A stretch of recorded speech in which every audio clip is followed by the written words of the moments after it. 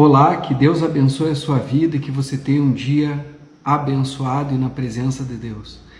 O amor é uma prática muito espiritual, porque a palavra de Deus diz que Deus é amor. Então, nós sabemos que isso é algo que trabalha muito a nossa espiritualidade. O amor provém de Deus, o amor é de Deus. E o capítulo de hoje, que é o capítulo número 34 do nosso Desafio de Amar, ele fala que o amor celebra a Deus. Vamos ao capítulo de hoje, iniciando com a leitura de 1 Coríntios, capítulo 13, versículo 6. 1 Coríntios, capítulo 13, que é o texto áureo do amor, relatado pelo apóstolo Paulo na Bíblia, onde traz as características, os atributos do verdadeiro amor, do amor ágape. Então, em algumas versões, a tradução do amor ágape ela é caridade. E aqui nós vamos ler: o amor ou a caridade não se regozija com a iniquidade, mas regozija-se com a verdade. Quanto mais você e seu cônjuge se aproximam de Deus, mais amor haverá no casamento. João capítulo 13, do versículo 34 ao 35, você percebe isso nas Escrituras. Nossa função como esposo ou esposa melhora muitíssimo quando crescemos como cristãos. As pessoas que não confiam em Deus têm limitações importantes e dependem de seus próprios sentimentos oscilantes, da sua forma de pensar egoísta e de seus esforços humanos. Mas junto ao Senhor temos acesso diário à sua caixa de ferramentas para o casamento. Sua palavra nos sustenta espiritualmente e nos capacita. 2 Timóteo capítulo 3, versículo 17. Seu conselho guia nossos pensamentos e decisões com sabedoria. Tiago capítulo 1, versículo 5. Seu Espírito Santo opera para melhorar nossa atitude e nos ajuda a amadurecer. Gálatas capítulo 5, versículos 22 a 25.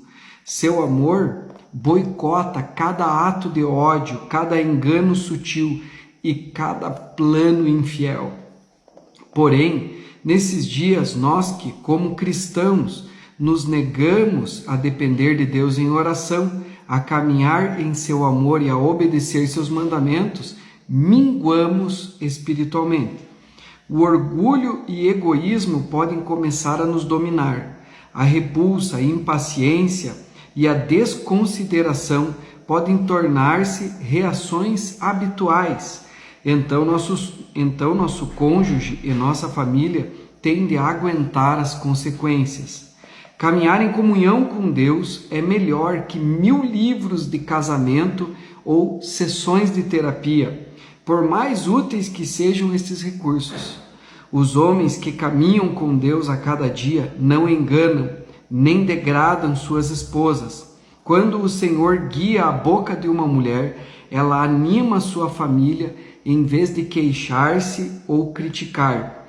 Em poucas palavras, uma das prioridades para o casamento deveria ser cultivar diariamente seu relacionamento com Deus, enquanto celebra o crescimento espiritual do seu cônjuge.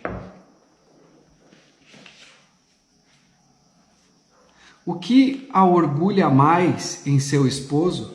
O que faz você explodir de alegria com relação à sua esposa? Você se orgulha quando ele volta para casa com um troféu? Ou quando ele encontra uma grande oferta no centro comercial?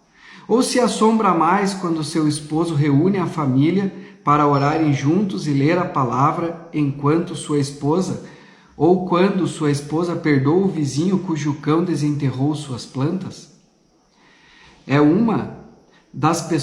Você é uma das pessoas com mais influência na vida de seu cônjuge. Ele quererá agradar a pessoa que mais o elogia. Tem usado sua influência para guiar seu esposo ou esposa a orar a Deus? O amor se regozija mais nas coisas que agradam a Deus.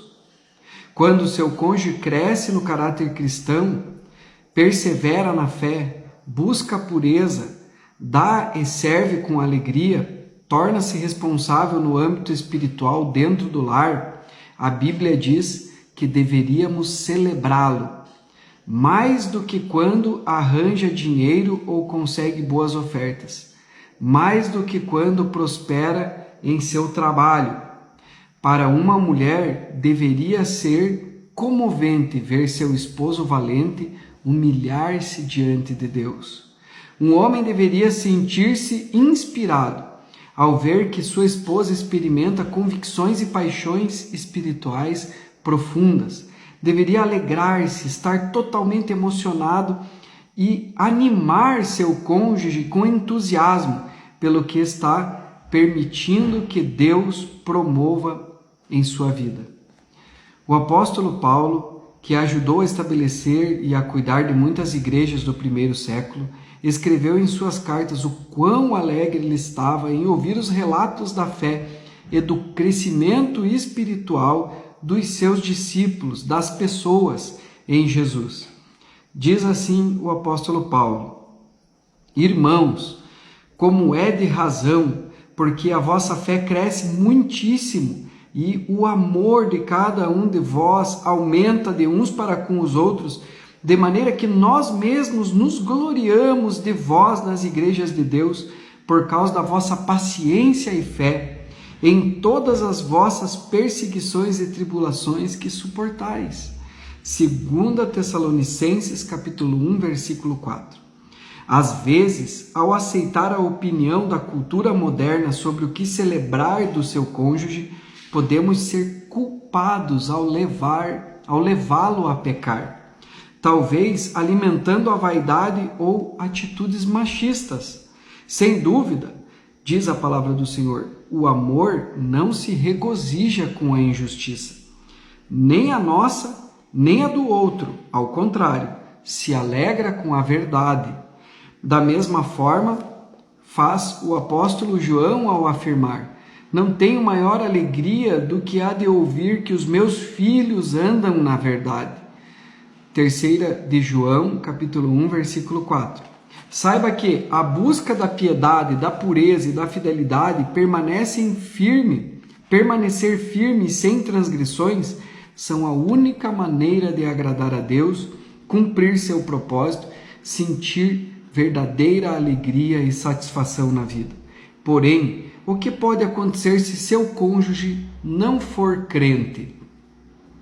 Como você pode defender uma conduta piedosa se seu cônjuge não crê em Deus e não quer se submeter à sua vontade? Paulo instrui os crentes a serem fiéis a seus cônjuges incrédulos, a orar por eles e a ser exemplo para eles em reverência a Deus. Isso está em 1 Coríntios capítulo 7, versículo 10 a 16. Então, é desta maneira. É certo que esse posicionamento pode gerar chacota em alguns casamentos. Mas quando Cristo ocupa o coração de um homem, a mudança de vida duradoura e a transformação espiritual que Deus produz nele é um testemunho poderoso e difícil de negar. A Escritura exorta as esposas a exercerem submissão, a pureza, a conduta respeitosa para ganharem seus maridos. 1 Pedro capítulo 3, versículos 1 e 2. Às vezes, talvez, você sinta que está somente impedindo seu cônjuge de ver Jesus em você. Continue orando, seja respeitoso e amoroso. Deus não terminou a obra em seu cônjuge. Ele tem colocado uma testemunha de sua causa ali, em seu leito matrimonial. E o que mais podemos desejar para nossa esposa ou marido do que ele experimentar o melhor de Deus para as suas vidas? Alegre-se pelos sucessos que seu cônjuge conquista, mas guarde sua maior alegria para os momentos em que eles honrarem a Deus com adoração e obediência. Então, o que nós mais devemos celebrar elogiar, para que assim possamos estar influenciando e incentivando nosso cônjuge em relação às suas conquistas e aos seus passos na direção de Deus e de amar a Deus, porque esse é o primeiro grande mandamento, o primeiro e o grande mandamento: amai a Deus sobre todas as coisas. E essa é a base para uma vida plena, uma vida de amor. Vamos para o nosso desafio de hoje. Encontre um exemplo específico e recente de quando seu cônjuge demonstrou o caráter cristão de forma notável, com fé, amor, serviço, compaixão, humildade e etc. Elogie-o verbalmente por isso em algum momento do dia. Anote quando o desafio de hoje estiver completo.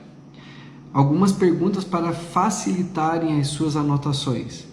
Qual o exemplo que você escolheu reconhecer? De que outras formas você pode celebrar o crescimento de seu cônjuge no ato da compaixão? Como você pode encorajá-lo a perseverar nela, na compaixão, no amor e no servir a Deus? Que Deus te abençoe e até a próxima.